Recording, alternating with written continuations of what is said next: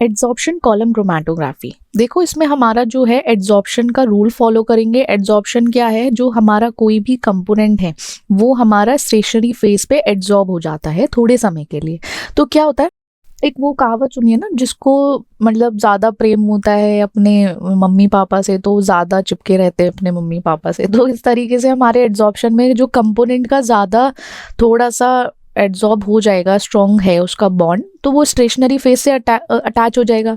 Attach होने की वजह से क्या होगा, वो जाएगा नहीं, धीरे धीरे एल्यूट आउट होगा हमारा जो भी कंपोनेंट्स है। और जिनका वीकर इंट्रैक्शन होगा, जो बहुत सारे जिनका ज़्यादा अच्छा बॉन्ड स्ट्रॉन्ग नहीं होता, तो वो जल्दी निकल जाते हैं, जल्दी एल्यूट आउट हो जाते हैं। ठीक है, इसके ये नॉर्मल है, आप उसको समझिए कि जैसे एड्सॉर्प्शन कॉलम क्रोमैटोग्राफी है, सबसे पहले ये अर्लीस्ट और मोस्ट फंडामेंटल फॉर्म है हमारे कॉलम क्रोमैटोग्राफी का।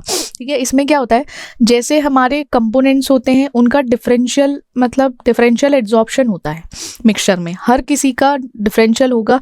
साथ ही साथ वो ना आपके स्टेशनरी सरफेस पर, स्टेशनरी फेस के सरफेस पर जाकर अटैच होते हैं, एड्सॉर्ब होते हैं। तो वो एक तरीके से आप इसमें प्रिंसिपल पे समझो, ये हमारी कॉलम क्रोमैटोग्राफी है। कॉलम क्रोमैटोग्राफी में हमने अपना सैंपल अपलोड किया, तो एफिनिटी के बेसिस पर, या फिर आप एक तरीके से उनकी हर कंपोनेंट की अपनी एफिनिटी होगी। तो एक कंपोनेंट देखो यहाँ है, एक कंपोनेंट यहाँ है, एक कंपोनेंट यहाँ है। तो क्या होगा, जैसे ही ये सैंपल को हम लोग थोड़ी देर के लिए, थोड़े टाइम के लिए सेट होने देंगे कॉलम क्रोमैटोग्राफी में, कॉलम में वो स्टैंडिंग कॉलम में सेपरेट आउट हो जाएगा अलग अलग एफिनिटी के बेसिस पे। और फिर उसको हम क्या करेंगे, कॉलम क्रोमैटोग्राफी को ऑन कर देंगे। ठीक है, ओपन कर देंगे, नीचे बीकर लगा देंगे। बीकर लगाने के बाद जो जिसकी लाइक एफिनिटी के बेसिस पर देखा जाए या एड्सॉर्प्शन के बेसिस पर देखा जाए, जिनका वीकर इंट्रैक्शन है स्टेशनरी फेज से, हमारे स्टेशनरी फेज का इंट्रैक्शन अगर स्ट्रॉन्ग है तो वो थोड़ा लेट जाएगा। ठीक है, लेट मूवमेंट होगा उसका।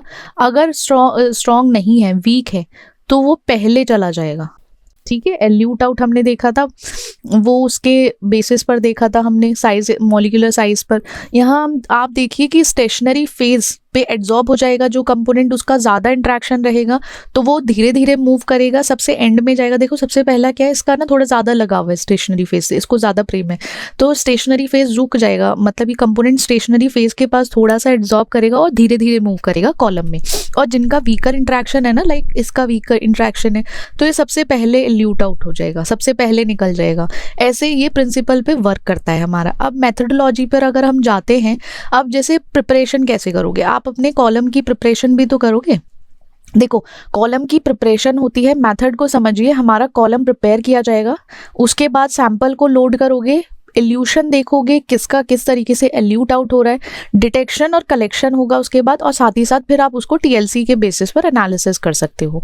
अब जैसे प्रिपरेशन करना है, हमारा गैस कॉलम को पैक करेंगे किसके साथ, स्टेशनरी फेज के साथ, जिसमें हमारा सिलिका जेल है, एल्यूमिना है, उसको हम गैस कॉलम में पैकअप कर देंगे। कॉटन प्लग लगा देंगे बॉटम में, जिससे कि स्टेशनरी फेज रुका रहे।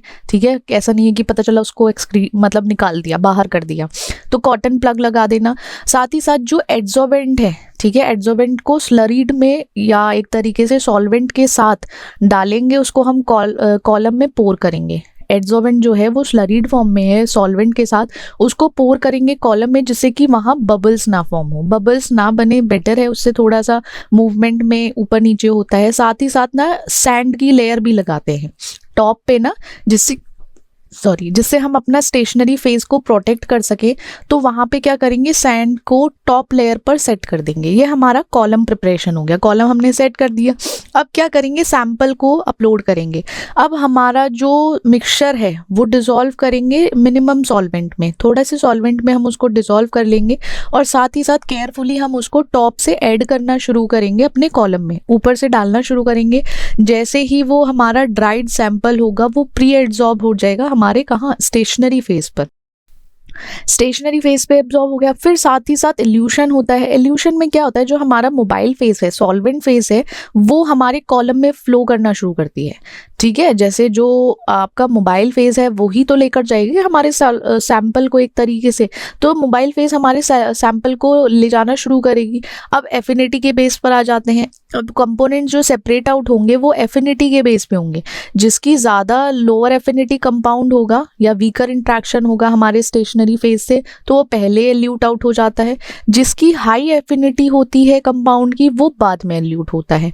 हाई एफिनिटी आप ऐसे मान के चलो, हमारे कंपाउंड की हाई एफिनिटी है, मतलब उसका बॉन्ड जो है स्टेशनरी फेज से वो अच्छा है। लोअर एफिनिटी की या आप बात करो लोअर एफिनिटी है कंपाउंड का, उसका बॉन्ड जो है वो वीक है हमारा स्टेशनरी फेज से। ठीक है, ये थोड़ा सा आप इसको उसमें लाइक आप क्या ट्रिक से याद कर लो जो किस तरीके से एड्जॉर्प्शन में वर्क करता है। फिर हमारे फ्रैक्शंस आते हैं। फ्रैक्शंस को हम लाइक टेस्ट ट्यूब्स या वाइल्स में कलेक्ट कर लेंगे आउटलेट के थ्रू। फिर उसे विजुअल इंडिकेटर्स जैसे हमारे यूवी डिटेक्टर हैं उनसे मेजर कर सकते हो, उन इंस्ट्रूमेंट से। साथ ही साथ एनालिसिस कर सकते हो। जैसे कोई भी फ्रैक्शंस में कलेक्ट करेंगे ना, जैसे यहाँ देखो एक फ्रैक्शन पहले कलेक्ट कर लिया था, दूसरा फ्रैक्शन बाद में कलेक्ट किया, तो उसके बेसिस पर होता है सारा। और आप उसको क्या करोगे, फिर अपनी टीएलसी लगा लो। टीएलसी लगाने से क्या होगा, आप कंपोनेंट को सेपरेट आउट कर लोगे कि आइडेंटिफाई कर दोगे जो सेपरेटेड कंपाउंड्स हैं। हम क्या करते हैं, कैसे सेपरेट आउट करते हैं, अपने जो हमें चाहिए उसका रेफरेंस लगा लेते हैं। रेफरेंस के बेसिस पर हमें पता चल जाता है ये कंपाउंड है या नहीं, या फिर आइडेंटिफिकेशन करना है तो सेपरेटेड कंपाउंड का इजीली हो जाता है। एडवांटेज क्या होता है, एक तो सिंपल है प्रोसीजर, आप इजीली इसको सेटअप कर सकते हो, मिनिमल इक्विपमेंट्स की ज़रूरत है, ज़्यादा कॉम्प्लिकेटेड नहीं है। वर्सटैलिटी है, बहुत वाइड रेंज जो कंपाउंड्स हैं पोलर नॉन पोलर दोनों के बेसिस पर उसको यूज़ कर सकते हो। स्केलेबिलिटी है, ये एनालिटिकल और प्रिपरेटिव पर्पसेस दोनों के लिए यूज़ कर सकते हो। कॉस्ट इफेक्टिव है, रॉबस्टनेस है, मतलब इतना एक्सपेंसिव नहीं है, आपको इतना कॉस्टली नहीं पड़ेगा क्योंकि सिलिका जेल इतना महंगा नहीं होता। कॉमन सॉल्वेंट्स हैं जो यूज़ करे जा रहे हैं। रॉबस्टनेस में जैसे सैंपल को हैंडल करना है या वाइड रेंज ऑफ कॉन्सेंट्रेशन है, कॉम्प्लेक्सिटीज़ हैं, तो इतना ज़्यादा नहीं प्रॉब्लम होता, तो एडवांटेजियस है ये हमारे लिए। अब डिसएडवांटेज की बात की जाए, देखो सर इतनी सारी टेक्निक्स है तो सब कुछ सूटेबल तो नहीं हो सकता। साथ ही साथ इसका रिजोल्यूशन देखो, रिजोल्यूशन अगर आप इसको कंपेयर करोगे अपने HPLC के साथ तो क्या होगा, इसका रिजोल्यूशन कम ही रहेगा।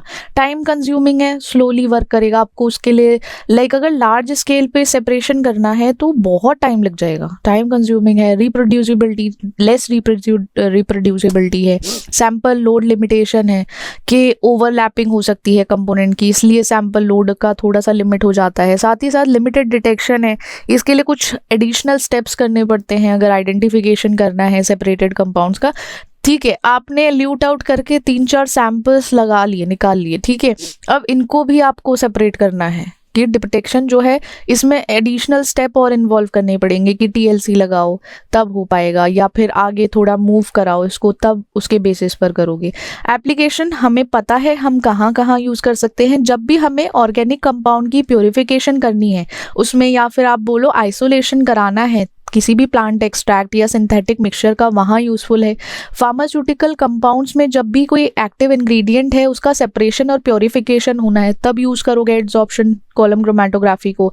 इन्वायरमेंटल एनालिसिस में कंटेमिनेंट्स रिमूवल के लिए, ठीक है, जैसे हमारे फूड इंडस्ट्री में एक्सट्रैक्शन हो रहा है या प्यूरिफिकेशन है किसी फूड एडिटिव्स का, नेचुरल कलरेंट्स का, तब यूज़ किया जाएगा इसको।